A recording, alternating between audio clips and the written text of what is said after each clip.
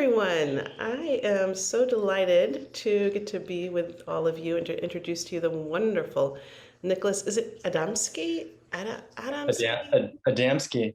Adamski. It's like a dance, just saying your name. How much Oh, fun is thank that? you. We were introduced by a very dear friend that we have in common, Amelia Bartlow, and and as soon as I saw his work, I was just so excited. I was excited by it. I was inspired by it. I was enlivened by it. When we're talking about, okay, like what's going on at this point in our journey? In this point in our journey, we're in this third chakra. We're in the center of our power. We're in the center of our purpose, and we're in the center of our poetry, like the poetry of our soul. It's like that. It lives right there. And we have this opportunity to come and sit with, I mean, I'm going to call you, you're more than a poet. You're more than a gardener. I'm going to call you like a sacred designer. This is how I'm beginning to get to know this good man, Nicholas. And I'll read you his bio, and then I'll tell you the truth. So, because bios, they tell part of the truth, right? They tell a few lines of the truth. So, Nicholas is the chief creative officer of the Poetry Society of New York, and he co-founded the Poetry Brothel. It's not hot. The New York City Poetry Festival, and the Typewriter Project. Adamski studied creative writing and political science at Butler University. He earned MFA in poetry from the New School, and he authored Inside Me, A Whale is Taking Shape, a handmade poetry chapbook published by Brothel Books in 2009. He's also been featured on Best American Poetry. I'm also going to tell you what I just discovered about him is that he's an absolute freak for plants, and a true animist.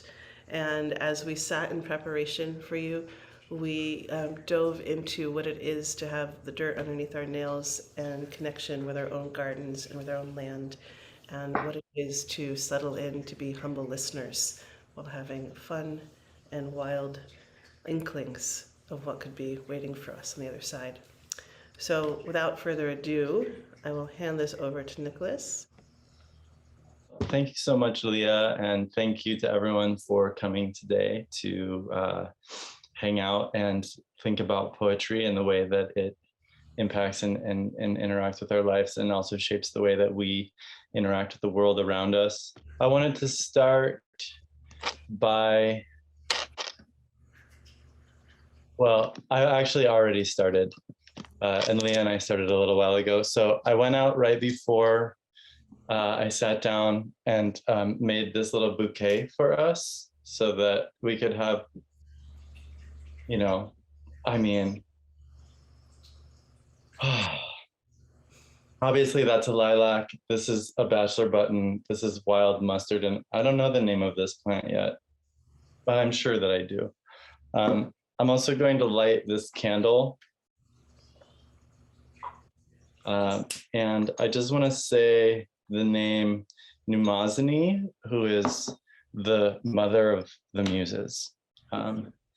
And I think that cultivating a relationship with everything around us, a good friend of mine, Caroline Casey, likes to say that animism is really just having good manners.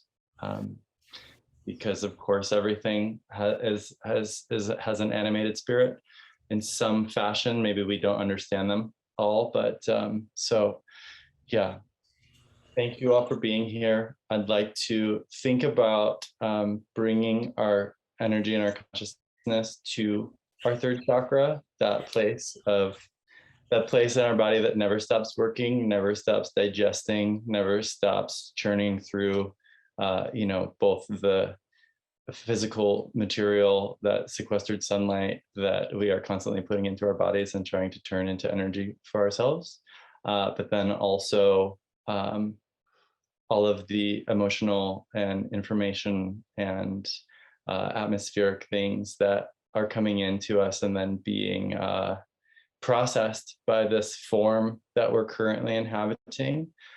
So I want to invite everybody to just close your eyes and to think about, bringing the energy, the procreative energy from your Jing down at the base of your spinal cord, the center of that procreative energy. And then I want you to think about the intellect and the energy and the consciousness that exists in your mind.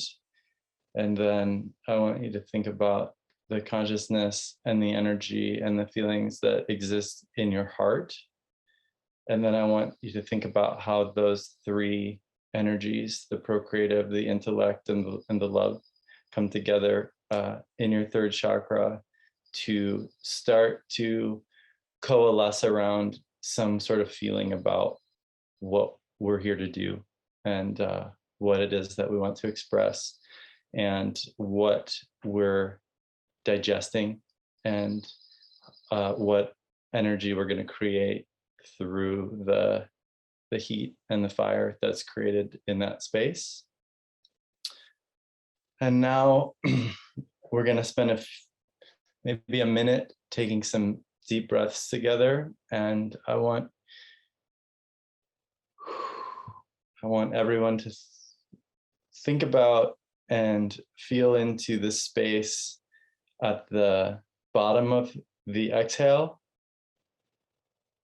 when your lungs are emptied of air, and you could immediately inhale again, but you don't have to. You can sit in the stillness of that place of being empty for a few moments before you take another inhale. And then when you get to the top of that inhale, I want you to think about that place of fullness and having all the oxygen that you need. And you don't have to hold your breath forever, but just sit in that moment for a moment, and then release it again and go back into that place of emptiness. And I want you to think of that place of emptiness as a place of not knowing, as a place of a creative genesis, where when we don't know what the next thing we're going to do is, when we don't know what the next line we're going to write is, that is the place where creativity is allowed to enter into the field of what you're doing. So I'm going to stop talking for about 30 or 40 seconds, and we'll just breathe together for a moment. So I'm going to inhale now.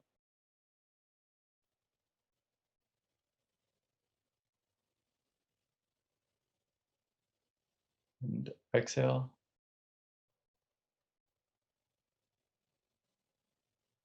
Two more.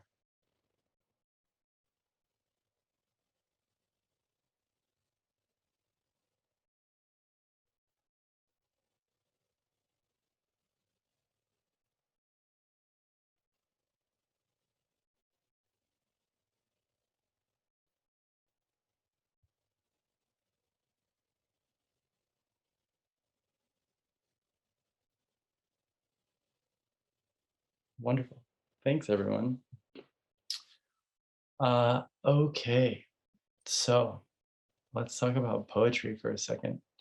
So poetry is also referred to as verse, and it's been with humans since essentially we started speaking. It's always been a way to communicate and share incredibly important information. And storytellers or poets or troubadours or bards or whatever you want to call them have been traveling between communities since humans started forming communities to communicate this information. And it was sort of codified and really honed and collected, by many, many civilizations, but the way that I was taught and as it came to me was through this Greek understanding of poetry as a theatrical tool to communicate what was going on inside of like the inner life of humans.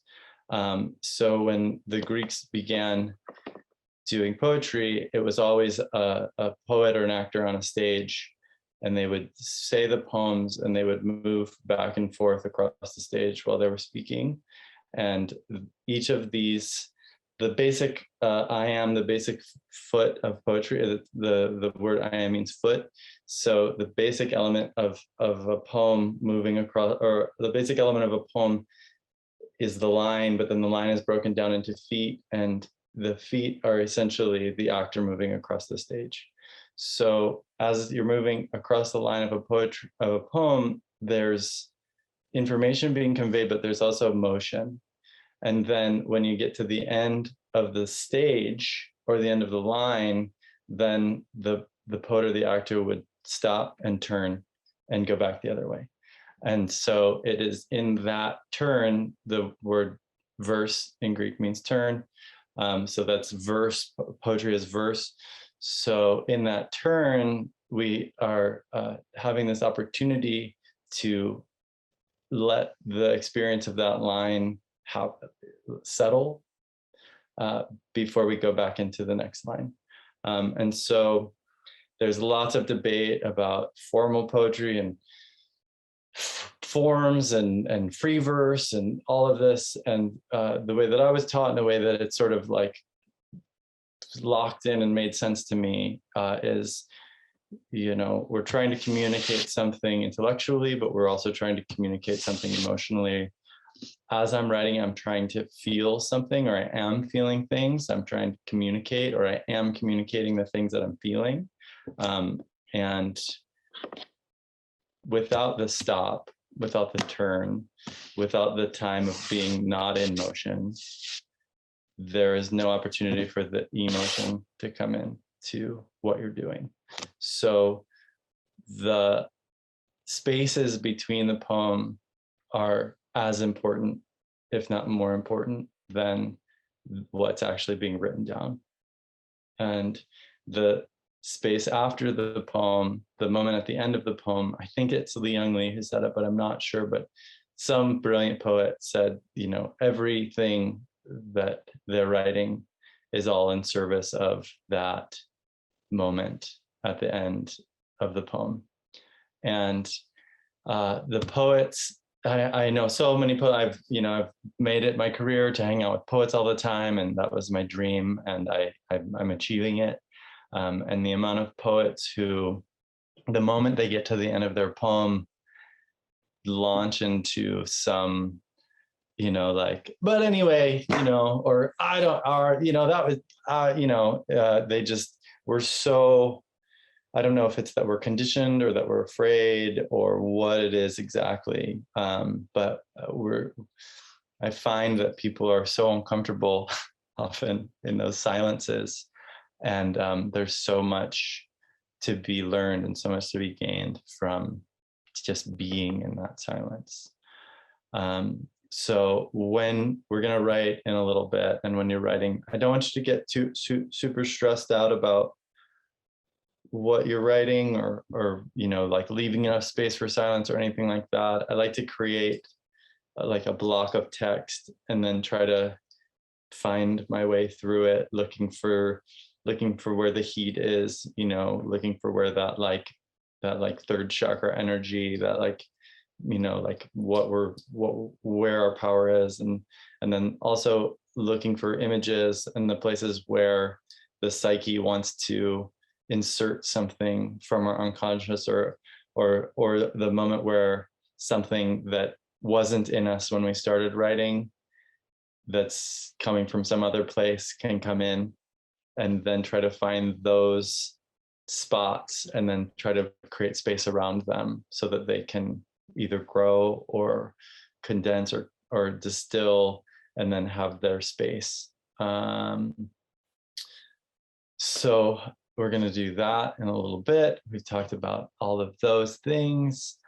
I would like to share some poems with you all, and then I would like to have some of you read these poems, and I'm hoping that you'll read them poorly so that I can teach you how to read them correctly, and then we can all understand what we also as a society have done to poems.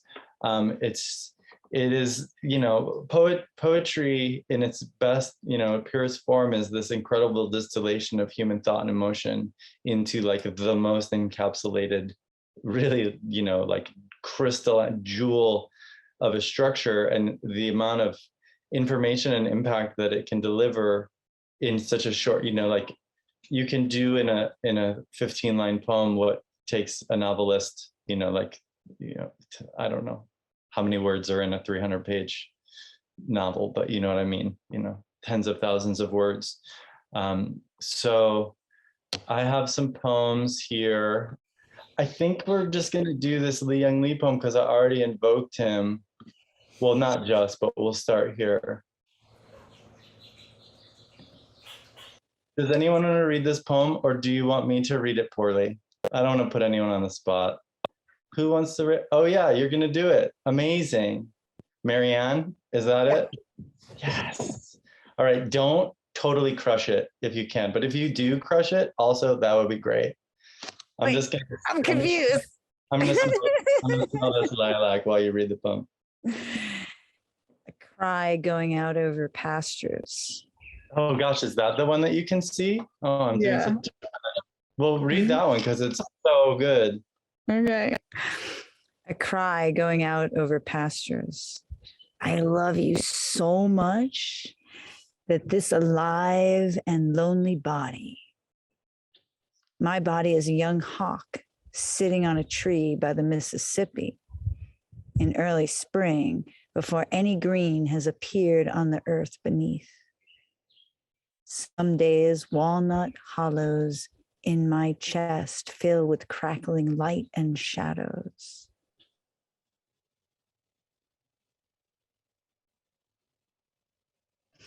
My body loves you with what it extracts from the man hunched over his colony of lizards. And with that, it loves you madly beyond all rules and conventions. Even the 6 holes in the flute move about under the dark man's fingers. And the piercing cry goes out over the overgrown pastures no one sees or visits at dusk except the deer out of all enclosures, who has never seen any bed out of his own wild grass.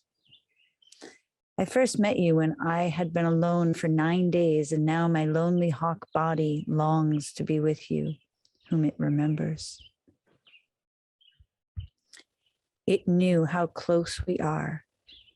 We would always be. There is death, but also this closeness. This joy when the bee rises into the air above his hive to find the sun. No, to become the sun? And the traveler moves through exile and loss, through murkiness and failure to touch the earth again of his own kingdom and kiss the ground. What shall I say of this? I say, praise to the first man who wrote down this joy clearly, for we cannot remain in love with what we cannot name. I mean, you totally crushed it. In fact, I started clapping and threw away the silence at the end of the poem. You also sort of sped up a little bit at the end, but that's totally okay. Yeah, you really you did an excellent job, and I have almost nothing to say because you did so well, and you obviously get it, which is incredible. I'm just gonna do this last part again because I love it so much, and I want to give us back that silence at the end of the poem that I was talking about. Also, I'm gonna go back to the, oh geez, it's just so good. I love this part about the prudent man hunched over his colony of lizards, because like, what is that? Like what, like where did that come? Like why? Oh my goodness. Some days walnut hollows in my chest fill with crackling light and shadows. There birds drink from water drops. My body loves you with what it extracts from the prudent man hunched over his colony of lizards. And with that, it loves you madly, beyond all rules and conventions. Even the 6 holes in the flute move about under the dark man's fingers, and the piercing cry goes out over the overgrown pastures no one sees or visits at dusk except the deer out of all enclosures, who has never seen any bed but his own of wild grass. When I first met you, I had been alone for 9 days, and now my lonely hawk body longs to be with you, whom it remembers. It knew how close we are. We would always be. There is death, but also this closeness. this joy when the bee rises into the air above his hive to find the sun, no, to become the sun. A traveler moves through exile and loss, through murkiness and failure, to touch the earth again of his own kingdom and kiss the ground. What shall I say of this? I say, praise to the first man who wrote down this joy clearly, for we cannot remain in love with what we cannot name.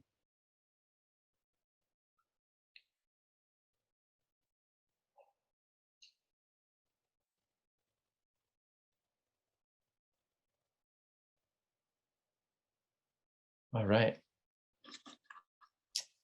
Thank you, Marianne, is it? Yeah.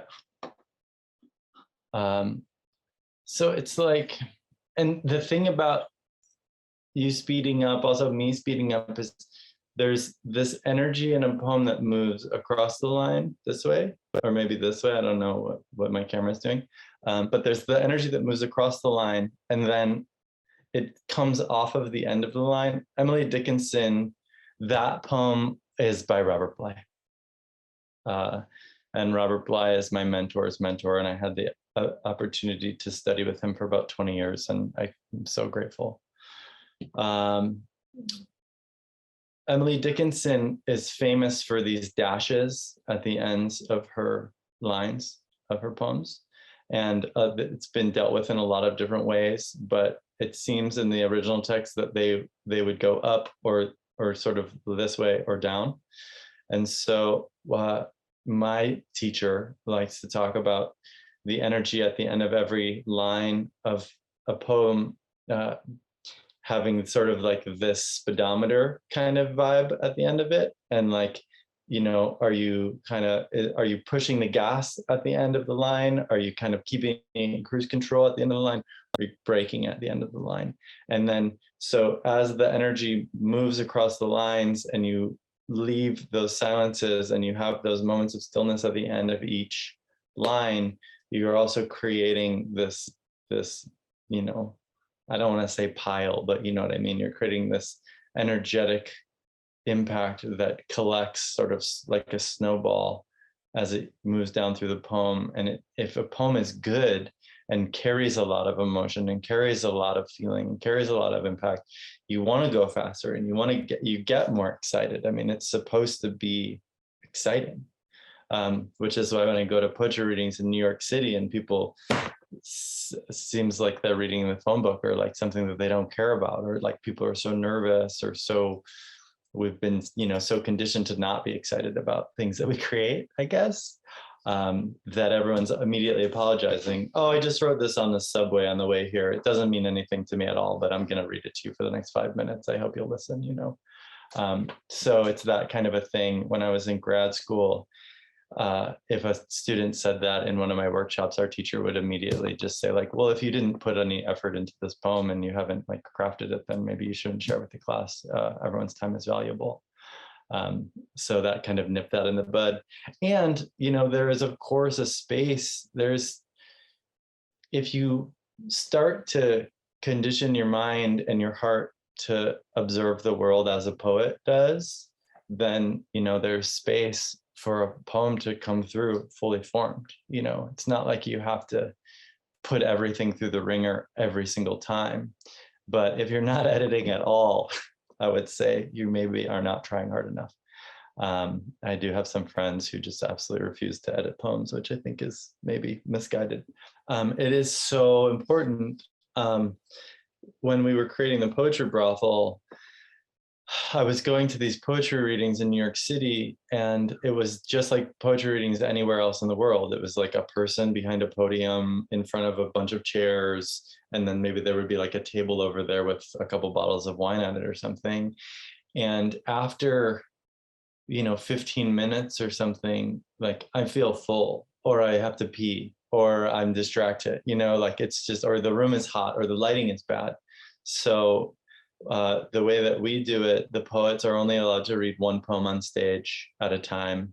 And after two poets read, there's some kind of act that's either, it's often burlesque, sometimes it's aerial, or tap dance, just something to sort of like bring the energy. You know, we like to say if we've asked our audience to spend, 10 minutes listening intently to poems being read, that we like to, give them some reason to make a ton of noise or like hoot or holler or just like change the energy of the show. It's also a 3-hour long event. So having it, just 3 hours of poetry would be almost impossible to intake, especially for us now.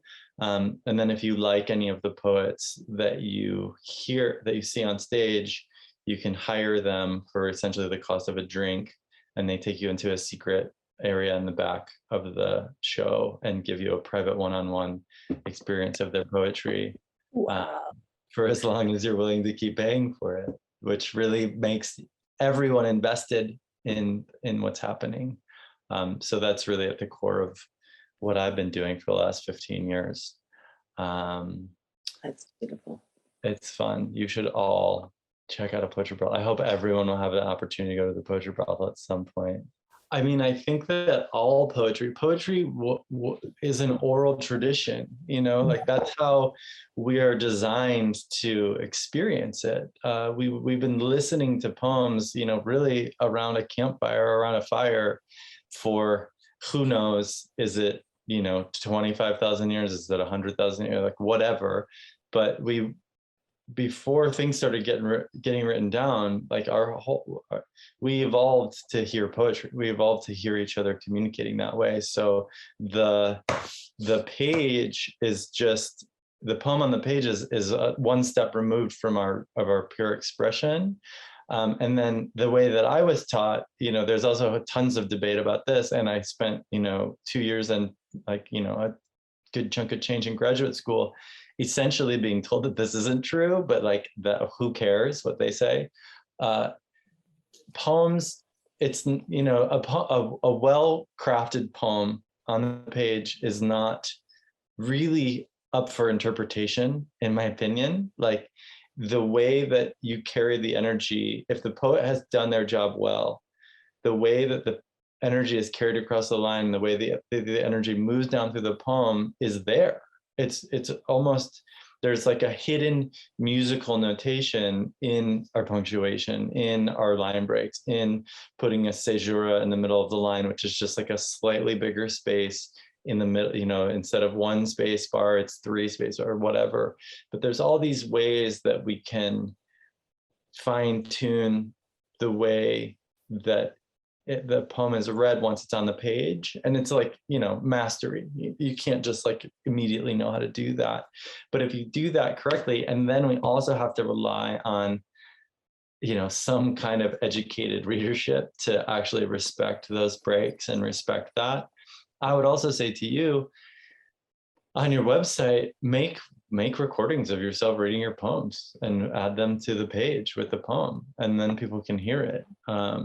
And then, we won't have to worry about whether or not, but, that's always the thing with any kind of art. You create it, and then once it's on the page, and then sort of, if you put it on the internet or whatever, it becomes published, and then it's finalized, and then you just have to sort of relinquish it to the void, because like you can't control how that's going to make anyone feel, or, and that's just something that we all have to think about as artists, because holy moly, what is scarier than trying to create a true expression of your experience and then sharing it with other people and then being that vulnerable. So those are all of the things constantly. I was recently in Colorado with a bunch of friends at Red Rocks, and I think it was someone there, but I'm not sure. But so the storyteller tradition, I have a good friend, Martin Shaw, who's a storyteller, and like he says he doesn't memorize poems, or he doesn't memorize stories. Like he doesn't just like have Sir Gawain and the Green Knight memorized. He doesn't have Parzival memorized. He doesn't have Tristan and Isolde memorized. It's something that's happening while the storyteller is telling their story. It's like coming in. Gioia Timpanelli is another great storyteller who I got to hang out with a bunch when I was younger.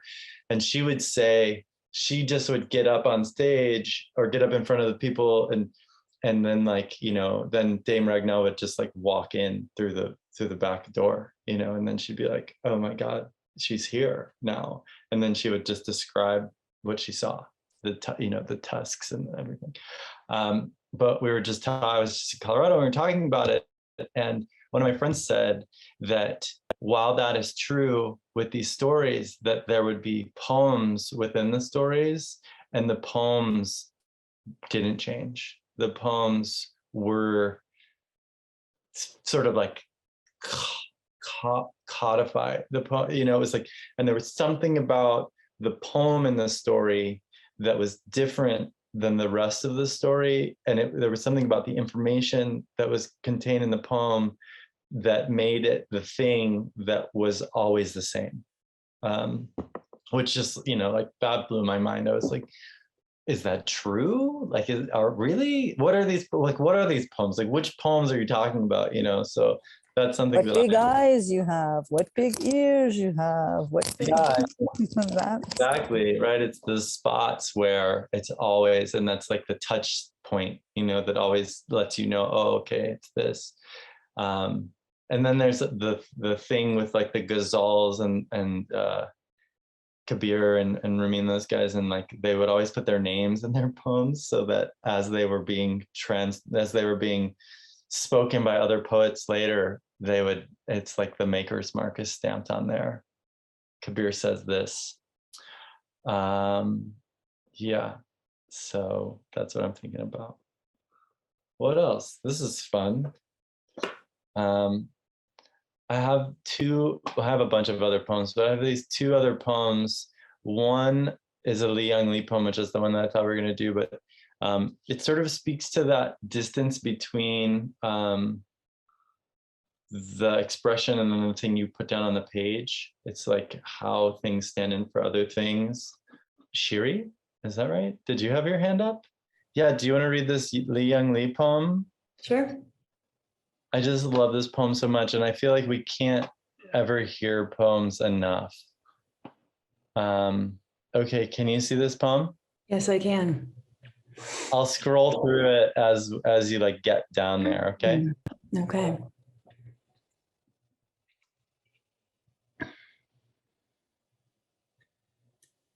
This room and everything in it. Lie still now while I prepare for my future.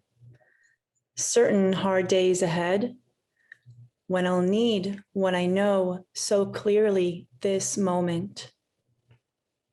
I am making use of the one thing I learned of all the things my father tried to teach me, the art of memory.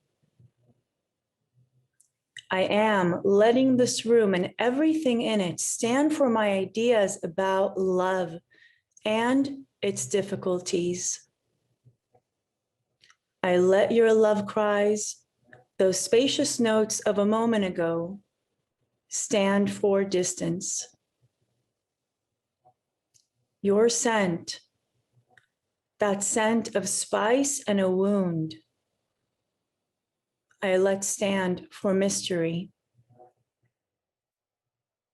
Your sunken belly is the daily cup of milk I drank as a boy before morning prayer. The sun on the face of the wall is God, the face I can't see, my soul, and so on.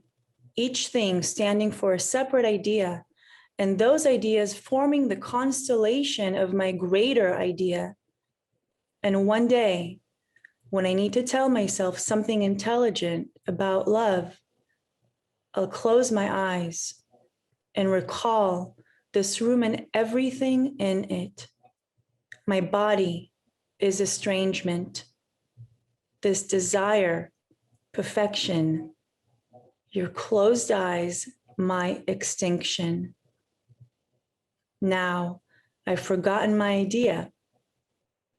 The book on the windowsill, riffled by wind.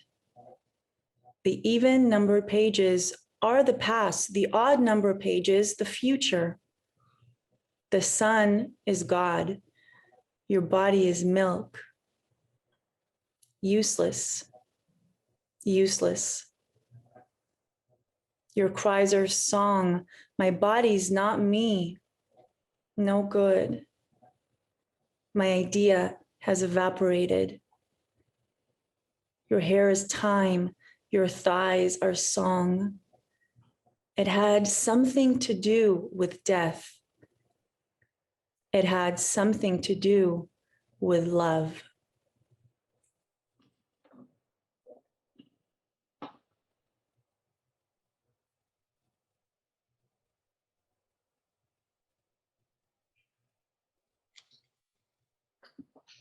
Thank you very much. Thank you. I love this poem so much because of the way that you experience it with him. I feel like he really is human and flawed and vulnerable in it. And he takes you on this journey and he's like, I can't even, like, his desire is the most perfect thing. Like everything else is just standing in for something. Like it's all standing in for something else, but he's trying to get something and you know, he's just trying to encapsulate that moment, that feeling in that moment, which is basically, I think, what almost all poetry is trying to do anyway. Like, this is how I feel right now. And I want to encapsulate it for myself.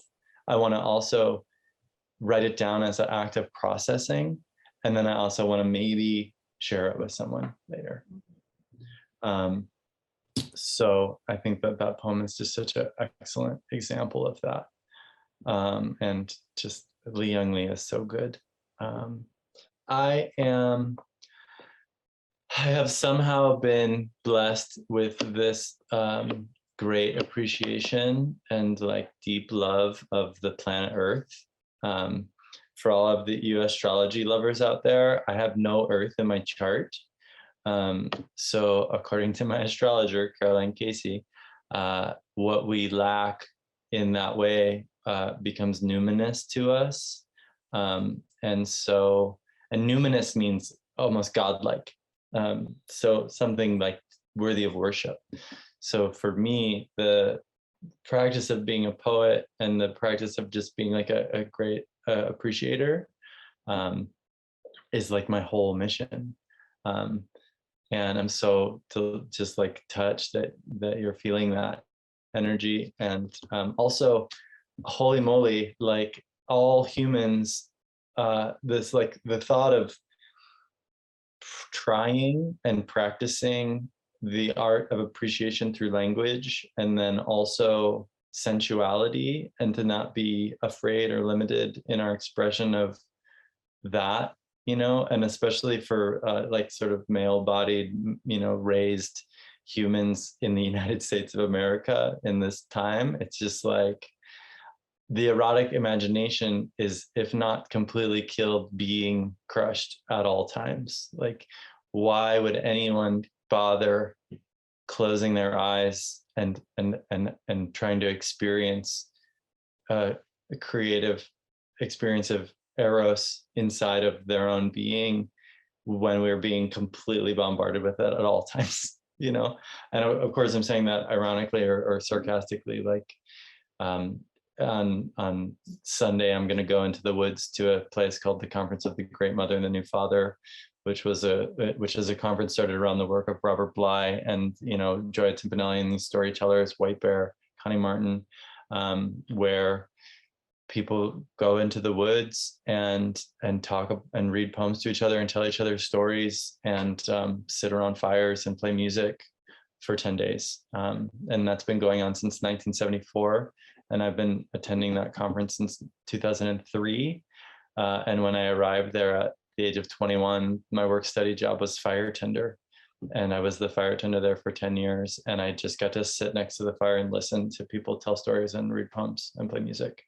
And I really developed a deep mythological understanding of both myself and my place in the story, and also the concept that we're all constantly all of the characters in the story simultaneously. And it's just sort of like what's popping up for us now.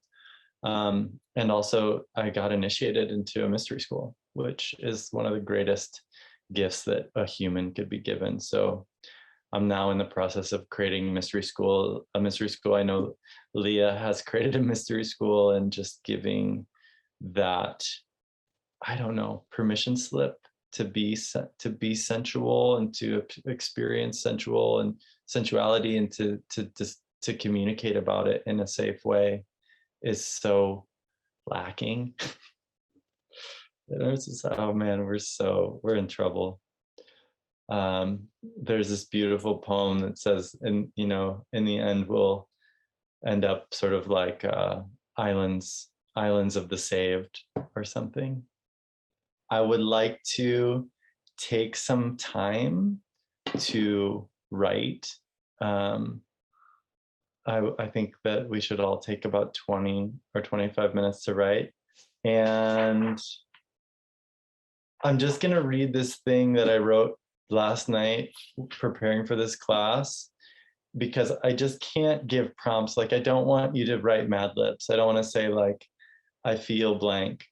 I'm listening to blank, so I'm just going to be a little bit vulnerable now, because I wrote this thing, which I deeply, deeply care about. And then I'd like us to go into some time of writing. So this is sort of my ethos as a poet, and kind of just how I feel about poetry and life. Make choices that lead to poetry. If you don't feel empowered to make these choices in your daily life, ask yourself why. Poetry is everywhere. Poetry is the act of doing something so well, so simply, seemingly effortlessly, but also through a depth of appreciation of each of us doing what we were sent here to do, our purpose. So if we don't feel empowered to do that in our lives, can we do that in our poems? What inspires you? What is true? What is beautiful? Don't tell me what you think it means for a thing to be beautiful. Describe it or name it. How can we remain in love with what we cannot name? Observe the object, the image, enter a place of emptiness, a place of before the creation of the poem. Wait for your first word, your first line. And if you're interested in extra credit, invoke the muse. Invite the creative, generative, procreative energies of the universe into your consciousness, and then get out of the way. Write until you can't write anymore. And when you stop, go back and read what you've written out loud to yourself. Feel the emotional depth of what you've written and consider the emotion you're working to express. Feel into the places in your body where you feel these emotions, where you store them, where you intuit these emotions to live within you, and experience those areas of your body energetically and through your words. Go into your liver and connect to it consciously. Write what you feel like there, all the way through it to what you would like. Write what you feel like there, and write all the way through it to what you would like to feel like there. Right to your stomach, right to your fingertips, right to your lips, right to your heart. Feel into what you would like to feel in your heart. Be that connection. Outside the door, a bird called. I had to go outside to see what I could find. I got to a point with this, and sometimes when you're writing, something will happen, like a bird will sing outside, and you can just put that in the poem. If you can create the space to imagine the world that is being created in what you're writing, your unconscious, your subconscious, your psyche is going to send images. It's going to send the prudent man hunched over his colony of lizards. It's going to send the holes of the flute moving around, and the man's fingers trying to cover them up. So try to be a vessel for that to move through. And I was going to tell us to meditate at the beginning of this and to listen for a line or listen for a word or listen for something in that. But I didn't. So we're going to take, I think, 20 minutes right now. And I think everyone should just, well, let's take 20 minutes. Everyone write something down. Don't think about it too much. Don't think about the fact that I'm going to ask you to read it when we come back. You don't have to if you don't want to, but I think that reading things out loud is where the greatest power of poetry lies, both for the person who creates it and the person who's hearing it. And also just one last thing to the third chakra. If we don't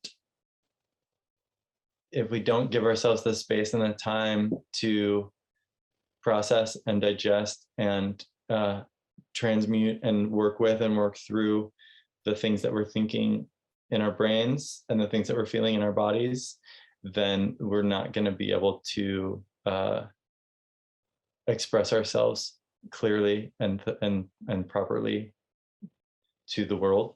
So I think that writing poetry in particular, but also just, like journal, just like getting it out is an incredibly important part of all of these processes. So just write and write and write and write and write for 20 minutes, and then we'll let you know when that time is up. And then, it might just be one line of what comes out. And that line might be the thing that turns into the thing that turns into the thing that turns into the thing. So it's now 0 minutes. So please begin.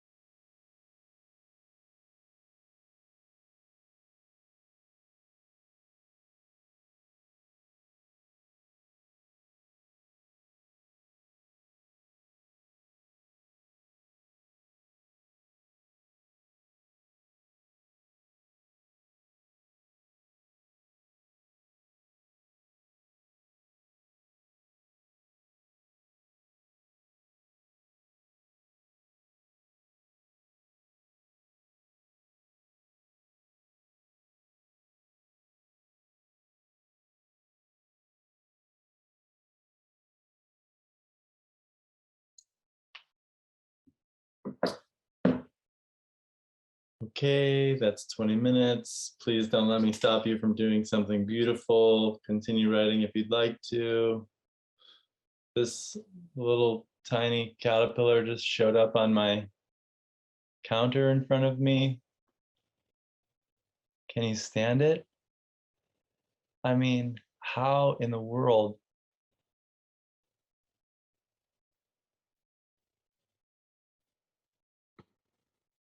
Mhm.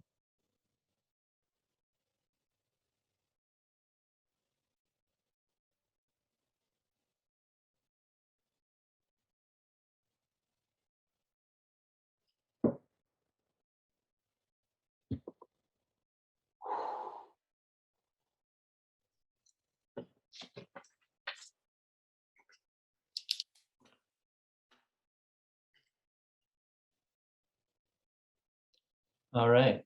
I think some of us are back. Thank you all for spending that time. I'm so grateful to everyone. Leah, thank you so much. I want to hear from you. I know you've got something for us. Yeah. I do. There is a river that is calling me.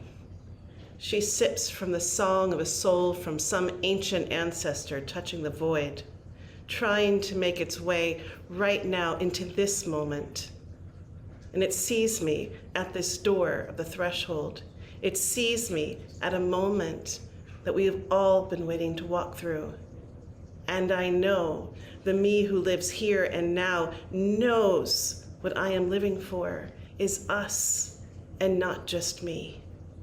And perhaps that's why it's so hard. Why indecision is strangling me, scraping at my neck and making everything I know how to call on, the gut, the heart, the voices within, go silent. So I sit in the silence, and the river calls through me, singing through dreams, but getting caught and mangled by the boulders of technology that interrupts this channel of communication. And still, I hear the song, a memory of the melody flashes by before I can catch it, tempting and terrorizing, the forgetting a part of this remembering. But even in the forgetting, even in the interruption of a terrorized society, the river still flows.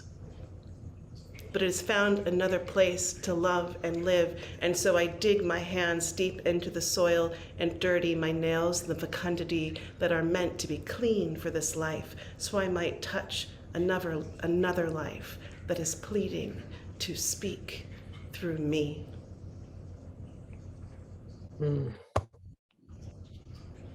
Amen.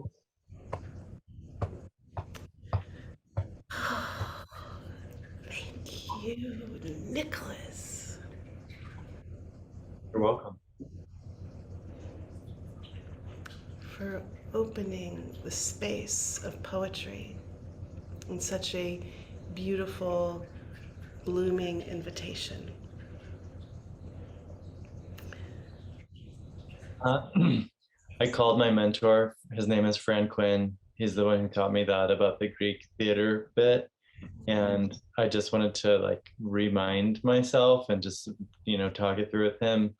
And he reminded me, and I meant to bring this up at the beginning, but I forgot that it started there, but it often, it would turn into dance, and that the devotees of the gods would write poems to the gods, and they would sing the poems and dance. And it was all, poetry has been like just like shrunk into this realm of like old white men in wingback chairs with books behind them, and it was like devotees of the gods dancing in temples, singing poems in like love and worship, but not worship like you are great and I am small, give me a cookie. It was like worship in the sense of like communion, in the sense of like this relationship between the divine and we're just embodied for a short period of time, but we're not really disconnected from that. So it's just like this channel, and to think of it That's something, you know, one of the reasons I fell so in love with Robert Bly is when he reads poems, he moves around, you know, he's not afraid to modulate his voice to become the sun, you know? So thank Oh, you. cool.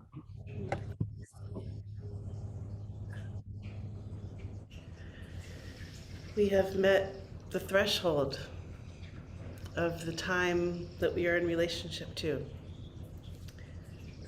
And I think one of the pieces that I so appreciate is the resonance in the room. There's so much aliveness and there's so much grounded stillness. It's just, it's great to feel the dichotomy of it. Nicholas, how do we get to celebrate you? How can we share you with our people? Is there something that you're doing that we can support?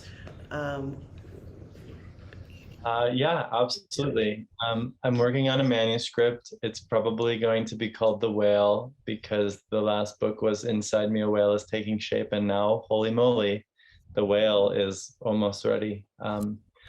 Also, the Poetry Brothel. You can find us on Instagram, poetrybrothel.com, at Poetry Brothel. There'll be a Poetry Brothel coming to a city near you in short order, I hope. We're in 27 cities. I'd like to be in 50 by the time I'm 50, so I've got a little bit of time. We're doing poetry camp all over the country now. I'll throw some links in the chat. The next poetry camp is in the Catskill Mountains in upstate New York, August 3rd through the 7th. And those are 4 or 5 day events where we do this, you know, and we have tea ceremony. Eve Bradford teaches with me. We did one in Bayul, which is a special place that everyone should check out if you haven't heard of Bayul. They're doing some really beautiful things there outside of Aspen.